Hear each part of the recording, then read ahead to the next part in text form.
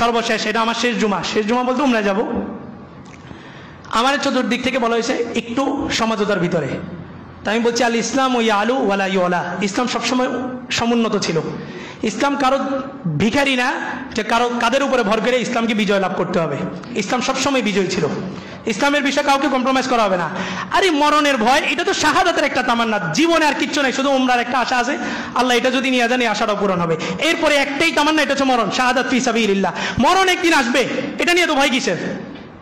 আর যদি এমনি মরি, বিছানায় পড়ে যদি মরি, নামাজে মরি, যেখানে মরি, তো আমার জান্নাতের ফয়সালা হইতে 1,20,000 বছর অপেক্ষা করতে হবে। 1,20,000। মুসলিম শরীফের হাদিস, সর্বশেষ যে ব্যক্তি মারা যাবে তার দুনিয়া কবরের জগতে তার মিনিমাম 40,000 বছর থাকতে হবে। পুলসিরাত আছে 30,000 বছর, উঠতে 10 সমান 10 নামতে 10, কত হয়েছে? 30 আর 40 70।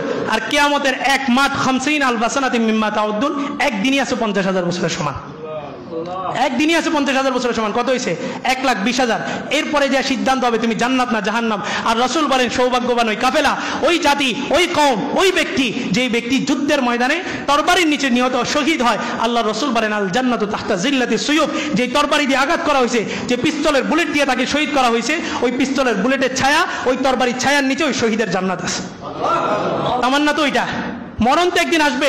আল্লাহুম্মা রযুকনা শাহাদাতান ফি সাবিলিক, রাসূল দোয়া শিখিয়ে গেছেন, উম্মত শহীদ হওয়ার জন্য দোয়া করো, শহীদ হওয়ার তামান্না নিয়ে দোয়া করো। তো এই সমস্ত হুমকি দামকি এগুলো ভয় না। আর যারা এই সমস্ত হুমকি দামকি দিয়েছেন, এই মসজিদের দেয়ালের পিছন থেকে আমার মহল্লা শুরু, আমি এখানে ভাড়াটিয়া না। আপনি আমার হুমকি দিতেছেন রাস্তায় যাওয়ার পথে এটা করবেন ওটা করবেন, আমি এখানে ভাড়াটিয়া না। আর বলেই দিছি কিছু যদি হয় ওটা আল্লাহ তকদিরে লিখে রাখছেন। তো ওদের হুমকি দামকির কারণে কি আমি মসজিদের রুমের মধ্যে বন্দি থাকবো নাকি? হ্যাঁ, আমারে বললো যে আপনি জুমা থেকে বিদায় নেন, বিদায় নিয়ে ওখান দিয়ে আপনি উমরা চলে যান, আর এদিকে থাকেন না, পরিস্থিতি গোলাটে না, বিতর্কিত না হোক, বিশৃঙ্খলা না হোক, আমি এই জন্য চাইতেছি না। তবে যদি পরিস্থিতি ঘোলাটে করার চেষ্টা করে কেউ, তো ঘোলা পানির মধ্যে কিভাবে মাছ শিকার করতে হবে ওটা টেকনিক আমার জানা আছে। এই লিস্টিগুলো তখন দেওয়া হবে। আপনারা বলেন আমি ইমাম হিসাবে যোগ্য কিনা? সবাই বলেন আমি ইমাম হিসাবে যোগ্য। ইমাম হিসাবে আপনারা কি সামনেও আমাকে দেখতে চান? আবার বলেন, আবার বলেন। শুনছেন? কমিটির কাছে আসছে, ইমাম পরিবর্তন করেন দ্রুত, ইমাম পরিবর্তন করেন দ্রুত। হ্যাঁ, আমি এই ইমাম এখানে বসছি, আপনি আমাকে আন্দোলন করে সরাইতে হবে না। এই গদির প্রতি আমার কোনো লোভ নাই, বরং নিজের নামাজ ছুটে যেত মাঝে মাঝে। এই জন্য হুজুর বলছেন তুমি 5 ওয়াক্ত নামাজের ইমামতি করো, নামাজ আর ছুটবে না। দেখলাম যে আলহামদুলিল্লাহ ইমামতি নেওয়ার পরে নামাজ আর ছুটে না, এই জন্য ইমামতি নেওয়া। এটা দিয়ে আমার পেট পালতে হবে, আমি ওই ইমাম না।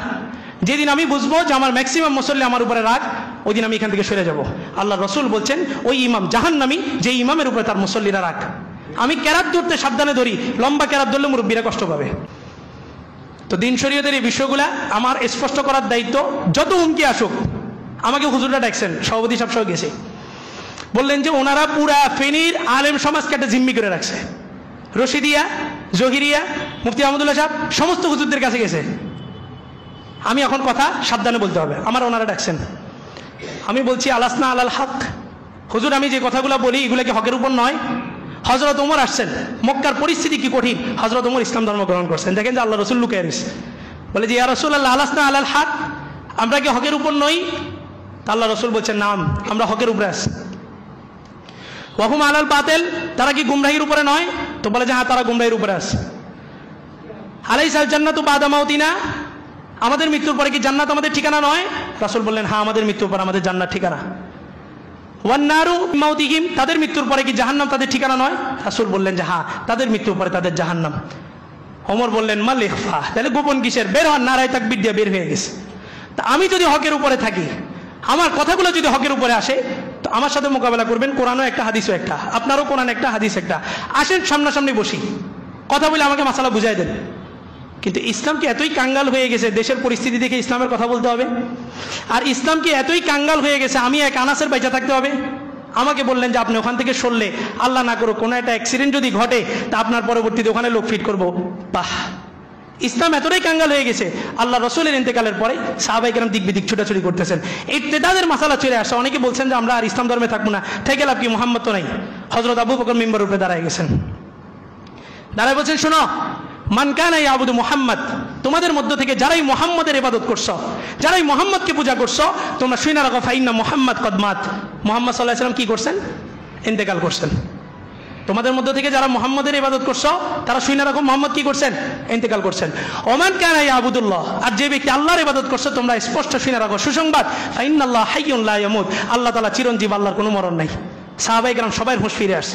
আল্লাহ আয়াত নাযিল করছেন ওমা মুহাম্মাদুন ইল্লা রাসূল, মুহাম্মদ তো একজন মাত্র রাসূল, কদ খালাত মিন ক্বাবলিহির রাসূল, তার পূর্বেও তো অনেক রাসূল চলে গেছে, কোন রাসূল কি কিয়ামত পর্যন্ত থাকবে নাকি? তো রাসূলের মৃত্যুর সংবাদ শুনে যদি তোমরা পৃষ্ঠ প্রদর্শন করো তো শুনে রাখো তোমরা আল্লাহর কোনো ক্ষতি করতে পারবে না, বরং তোমরা নিজেরাই নিজেদের কি করলা? ক্ষতি করলা। আল্লাহ রাসূল বলেন লা তাযালু তায়ফাতুম মিন উম্মতি যাহিরিনা আলাল হক লা ইয়াদুররুহুম মান খালাফাহুম, কিয়ামত পর্যন্ত একটা জাতি থাকবে, আলেমদের একটা শ্রেণী থাকবে, সমস্ত পরিস্থিতি অনুকূল হোক প্রতিকূল হোক সর্ব অবস্থায় তারা হকের কথা বলে যাবে। রাসূল বলেন আমি গ্যারান্টি দিতেছি লা ইয়াদুররুহুম মান খালাফাহুম, তার বিরোধিতা যারা করবে তার সামান্য একটা পশমও বাঁকা করতে পারবে না। আনাস ইবনে মালিককে ধরে নিয়ে গেছে হাজ্জাজ বিন ইউসুফ। হাজ্জাজ বিন ইউসুফ ইসলামের সবচেয়ে বড় জালেম বাদশা ছিল।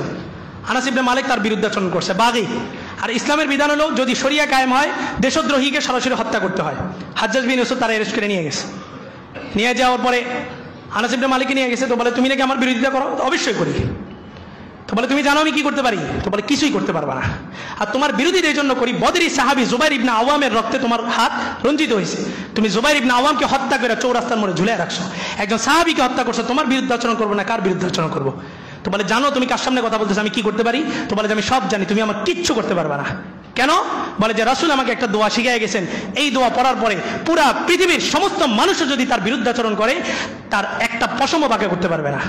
তো হাজ্জাজ বিন ইউসুফ বলতেছে দোয়াটা একটু আমাকে শিখাইবা?